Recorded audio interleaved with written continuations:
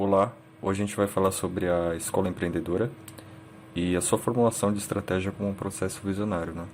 A gente dividiu essa videoaula em vários tópicos e a gente vai abordar através desse trabalho várias formas de estratégias, enfim, alguns autores e alguns cases também. E é isso, espero que gostem. Bem, vamos começar então. A escola empreendedora ela tem a sua origem na economia, né? E a gente pode começar falando primeiramente do papel do empreendedor. Até então, ele era um papel muito importante, porém ele era muito limitado. O papel dele se definia basicamente em que quantidades ele iria comprar o seu produto e a que preços vender. Todo o resto seria definido então por uma dinâmica competitiva ou até mesmo uma livre concorrência, né? Com a ascensão das grandes corporações, os economistas perceberam então que era necessário reformular essa ideia, que ela também já estava muito defasada, né? Um dos grandes críticos dessa teoria, que a gente pode falar também, era o Karl Marx, né? Que ele elogiava os empreendedores como agentes de mudança, né? A grande crítica dele era que impactos ele causava na sociedade. Então surge então a figura do Joseph Schumpeter, que acaba criando o termo empreendedor e acaba colocando o empreendedor como protagonista, né? Como um valor social e, enfim, mostrando diversos fatores positivos dos empreendedores na economia. E um desses fatores que ele apresenta é o termo de destruição criativa, que, segundo ele, é um motor que mantém o capitalismo em movimento para frente. E quem está no comando desse motor é o empreendedor. O empreendedor, ele não é o cara que vai investir inicialmente, né? Ele é quem vai inovar, quem vai executar a ideia. Geralmente quem vai investir, quem vai fornecer capital, vai ser um banco ou um investidor. Bem, agora vamos falar agora um pouco sobre pensamento estratégico, né? O Henry Mintzberg ele acaba trazendo essa imagem pra gente e acaba definindo alguns porquês e algumas definições que acabam formando isso aí, que seria algo como uma visão sistêmica, né? Bem, ele acaba definindo o pensamento estratégico como visões, né? E são visões que a gente pode ver de todos os lados, atrás, cima, além, frente, através, que também é muito importante, como a gente pode ver aí. Por exemplo, a gente sempre acaba indutivamente pensando à frente, né? O que virá para frente, o futuro, o que espera para a minha empresa, enfim. Só que a gente também tem que ver atrás, né? O que aconteceu, quais aprendizados eu tive, né? De cima, baixo, para os lados, além, através do problema. Bem, mas nem todo mundo tinha essa visão positiva do espírito do empreendedor, né? O Knight, que também era um autor, ele via o espírito empreendedor como sinônimo de risco e incerteza, né? E até mesmo o próprio Peter Drucker, ele assimilava o empreendedor com a própria administração, ou seja, acabaria se tornando mais um ato do que um indivíduo, né? Ou seja, uma ação empreendedora, ou seja, a empresa ela seria uma instituição empreendedora, tendo também os seus gerentes podendo exercer a função de empreendedor ou de líder inovador, que seja. Teve alguns outros autores que acabaram tocando nessa tecla aí do espírito empreendedor, mas foram bem poucos os economistas que seguiram a linha ali do Schumpeter, que era algo mais positivo, enfim. A maioria acabou ficando na parte mesmo de mercado competitivo e gerencial, né? Bem, e por conta então dessa falta de economistas que seguiram na escola empreendedora, coube então a área gerencial desenvolver ela, né? Ou seja, a área gerencial começaria a criar conteúdo, material para a escola empreendedora. Uma outra coisa também que foi mudada foi o espírito empreendedor, né? Que anteriormente, como a gente tinha visto, ele era associado ao criador do negócio em si. E agora ele seria transformado em formas de liderança personalizada, ou seja, um líder mais proativo, outro mais determinado na organização em si. E através disso acabou também seguindo o surgimento do termo intraempreendedor, né? que seria o empreendedor, por exemplo, um funcionário chega na empresa e ele acaba executando as tarefas como se fosse um empreendedor. Ele trabalha na empresa como se a empresa fosse dele, né? Mesmo ele não sendo o dono da empresa. Bem, e aí tem essa frase aí no slide que é do Richard Branson, e a gente pode ver um grande exemplo de liderança personalizada, né? Que é o maior risco que qualquer um de nós pode assumir é investir dinheiro em um negócio que não conhece. Muitos poucos dos negócios que a Virgin criou estavam em campos completamente novos. Ou seja, seriam uma personalidade da pessoa do Richard, né?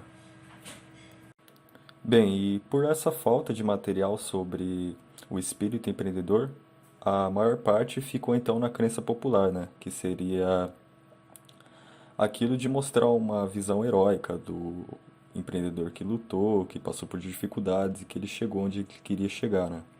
A gente poderia vários exemplos disso na revista Fortune, por exemplo, que publicava CEOs de sucesso, empreendedores de sucesso semanalmente e até mesmo na revista Forbes, né? E, enfim, outro autor que a gente pode citar é o Manfred Katz de Vries, né? Não sei se é assim que pronuncia, que ele cita o empreendedor como o último cavaleiro solitário, né? Que seria algo mais utópico, né? Enfim. E algo bem interessante também é uma leitura do psiquiatra John Gartner, que ele acaba encontrando uma similaridade entre hipomaníacos e empreendedores, né? Ele acaba fazendo uma entrevista com alguns empreendedores de sucesso e ele acabou inferindo que eles são muito semelhantes, principalmente como eu coloquei aí no slide, sobre eles serem carismáticos, persuasivos, cheios de energia, necessidade por realização.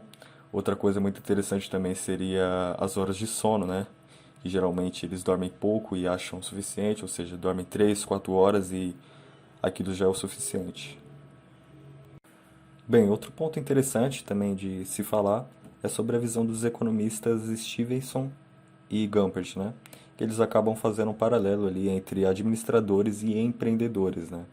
O administrador, então, assumindo uma postura um pouco mais controladora, um pouco mais defensiva, né? Do que ao contrário do empreendedor, que é algo mais agressivo, que, como eu coloquei aí, onde está a oportunidade, e com relação ao administrador, quais recursos eu controlo, enfim.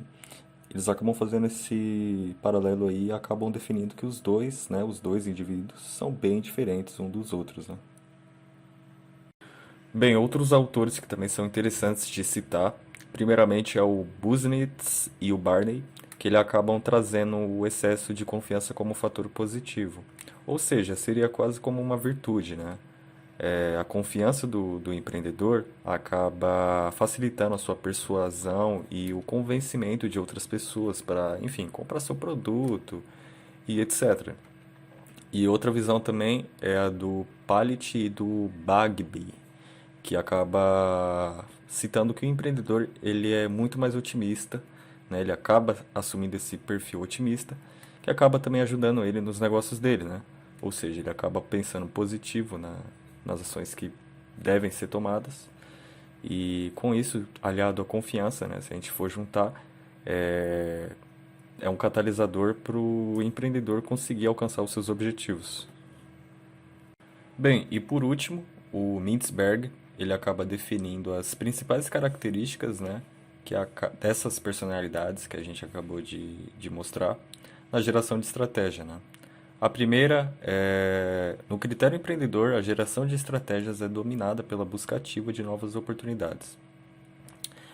Ou seja, a organização empreendedora, ela acaba focalizando mais a oportunidade, né? Os problemas são algo secundário, deixa para depois, não vamos pensar agora. Primeiro vamos pensar na oportunidade que está aí, né? A segunda característica é sobre, na organização empreendedora, o poder é centralizado nas mãos do executivo principal. Bem, o Collins e o Moore, que foram outros dois economistas, descreveram o fundador empreendedor como caracterizado pela falta de disposição para submeter-se à autoridade, a incapacidade de trabalhar com ela e a consequente necessidade de escapar dela, né? Ou seja, o que a gente pode definir por aí? que o empreendedor ele tem uma dificuldade em submeter-se à autoridade de outras pessoas, né? Outra característica é a geração de estratégia na empresa empreendedora é caracterizada por grandes saltos para frente, em face da incerteza. Ou seja, a gente pode falar aqui do risco, né? Que a organização empreendedora pode dar, como até cita o Mintzberg, golpes ousados, né? E a quarta e última característica é o crescimento é a meta dominante da organização empreendedora. Ou seja, todas as ações, todo o foco fazem parte da meta do empreendedor ou da organização, que é de se expandir, né? Ir para novos mercados, conseguir novos clientes, enfim. Vou começar a falar agora da liderança visionária, né?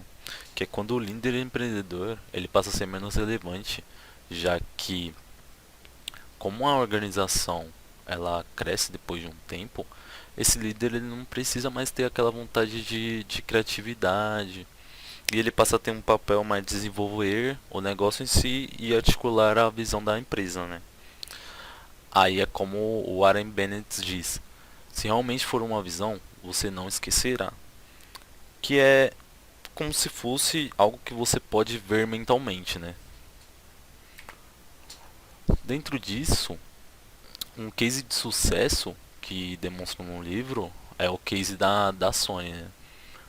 E isso é na década de 50. Os valores centrais dela é a elevação da cultura e do status nacional japonês. O propósito central é experimentar a pura alegria da inovação e aplicação de tecnologia para o benefício e o prazer do público em geral. A grande meta difícil e audaciosa, que é o BHAG, que é tornar-se a empresa mais conhecida por mudar a imagem mundial dos produtos japoneses como sendo de baixa qualidade, e a descrição vivida, criaremos produtos que estarão presentes no mundo inteiro. Dentro disso, né, a gente vê essa visão da Sony e como ela está hoje. Visão como representante teatral. A visão estratégica, nesse caso, ela vai ser tratada como se fosse um teatro, porque o líder ele passa a ter a função de ator. Ele vai ensaiar, vai ter sua frase de efeito e vai colocar em prática, né? Dentro disso, a gente vai ver que o mundo da ficção e o real ele vai se juntar. Para começar, ele vai começar ensaiando, né? Ele vai colocar todas as suas inspirações e vai prover menos da sorte, já que ele treinou. Segundamente, a gente vai ter o desempenho, que não vai ser só atuar, e ele vai ter que colocar tudo que ele já viveu, o passado dele, em prática. E ele vai ter que ter uma metáfora, ele vai ter que ter uma frase de efeito. Além das palavras, ele vai ter que colocar tudo que ele disse em ação.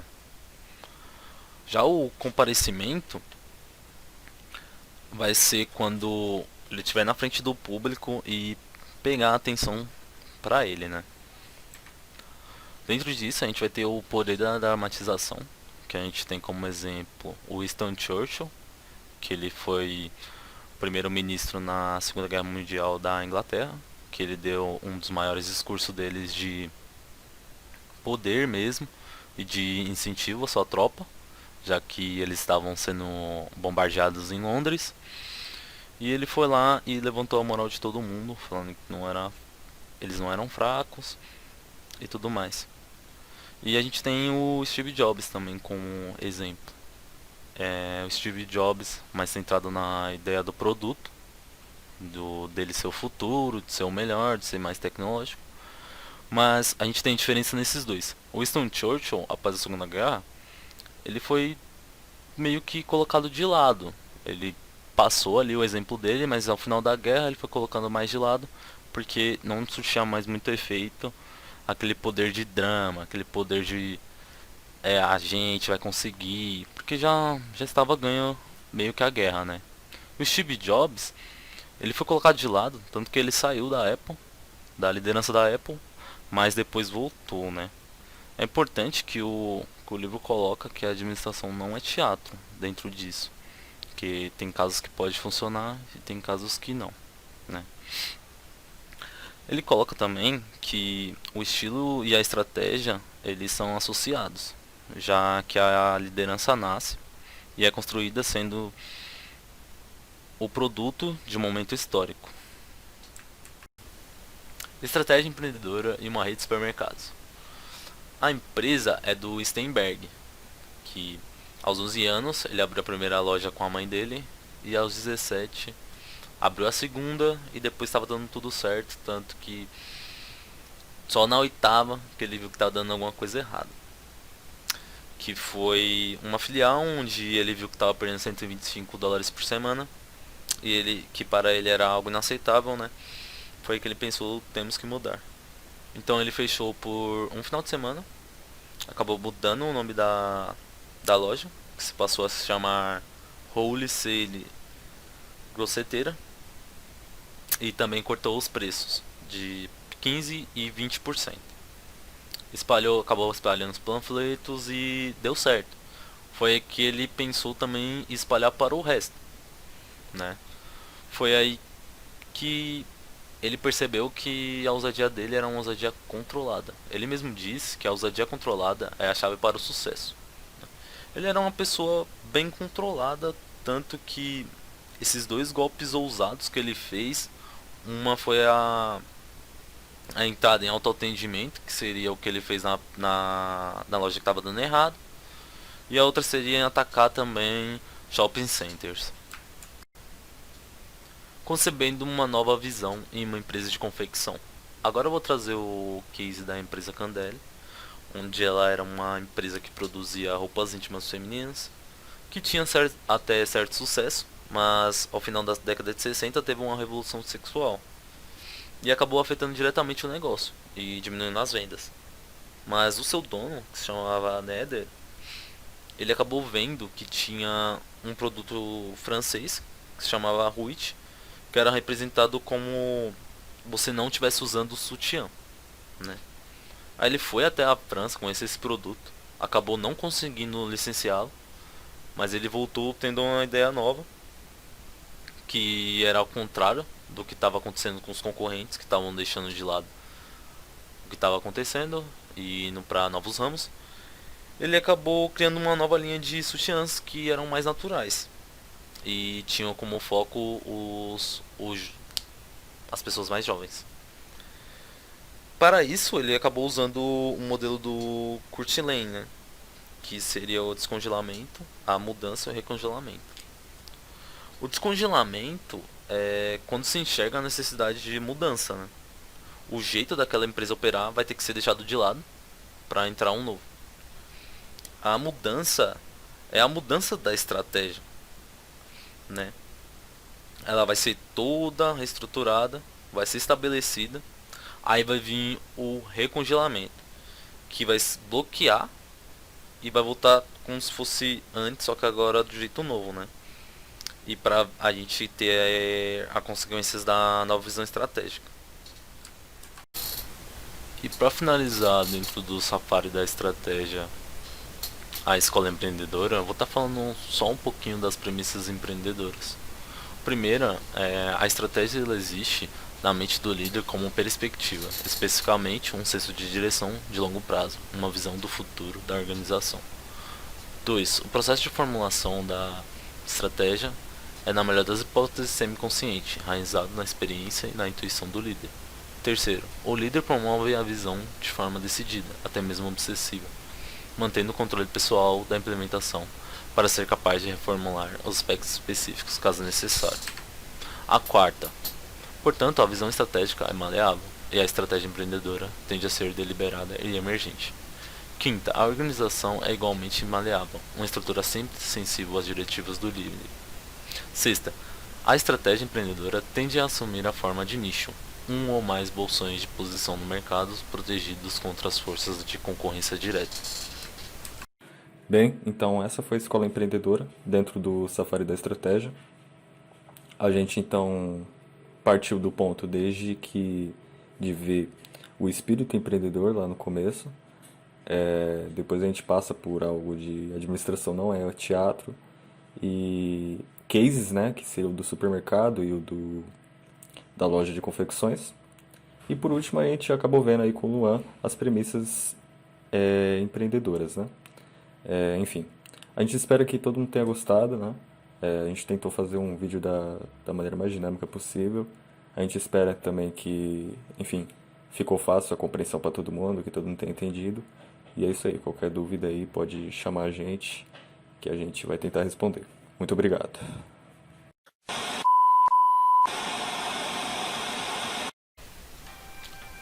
Estratégia empreendedora em uma rede de supermercados.